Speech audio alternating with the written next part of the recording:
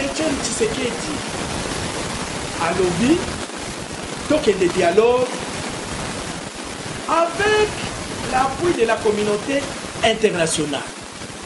Et il faut total la phrase naïe.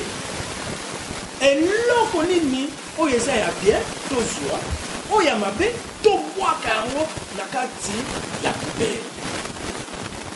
Mais d'emblée tobanda kofinga papa Etienne Tshisekedi sans argument valable, sans pourtant demander papa Etienne Tshisekedi mpona nini asengi dialogue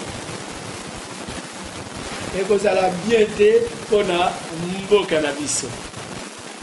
Yango na kosenga lisusu na bandeko na biso oyo bazo organiser marche le 28 août basuspendre nano topesela bango makambo oyo elekaki na zando na ba 3h 6h et midi. Bamama batata bandeko ndenge nayebisaka bino problème ya Congo eza Rais Kabila Kabange te ya Congo eza nde communauté internationale. Communauté internationale asalaka tout, azalaka toujours derrière ba Congolais.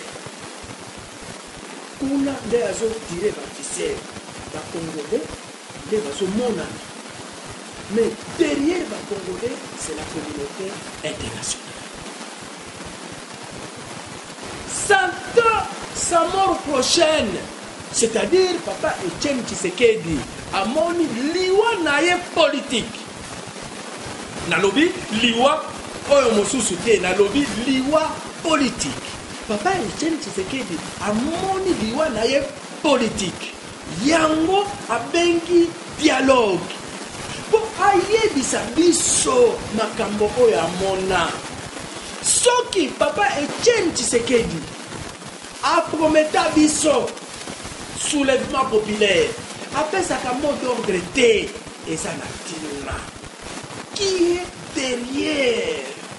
Po papa Etienne Tshisekedi apesa mot d'ordre te.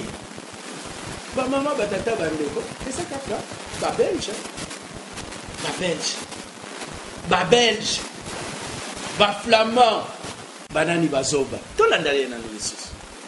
Et je voudrais vraiment appeler M. Tshisekedi de prendre cette responsabilité et de s'organiser également avec les gens qui le soutiennent à ce que ces manifestations se passent paisiblement. Il a une très très grande responsabilité le 30 juin prochain. On avait demandé à M. Tshisekedi, dans un premier temps, de faire en sorte que cette manifestation n'ait pas lieu pour éviter des dérapages. C'est surtout ça qu'on craint. Je veux rappeler ce que j'ai déjà dit. Il a une responsabilité dans tout cela et j'appelle vraiment à M. Tshisekedi qu'il prenne cette responsabilité et qu'il fasse tout à ce qu'il n'y ait pas des débordements, des conflits, des faits violents. Qu'est-ce que vous attendez par une grande responsabilité? Monsieur Tshisekedi est un personnage politique important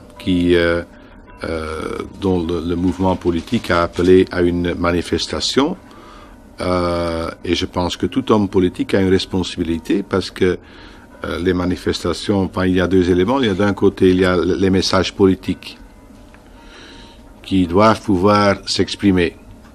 Il y a d'autre côté également la vie des gens qui sont dans ces manifestations, la vie des Congolais qu'il faut protéger, hein, qu'il ne faut pas mettre en péril. Et là, toutes les personnes politiques ont une responsabilité. Ça veut dire le gouvernement, ça veut dire l'armée congolaise, ça veut dire la MONUC, ça veut également dire M. Tshisekedi. Anga Cyprien Wechi, avocat du diable, Tozongi, lokola alimi alobaki, l'air a sonné.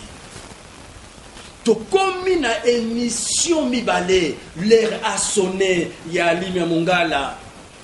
Na l'Union fait le Congo, ya Cyprien Wechi.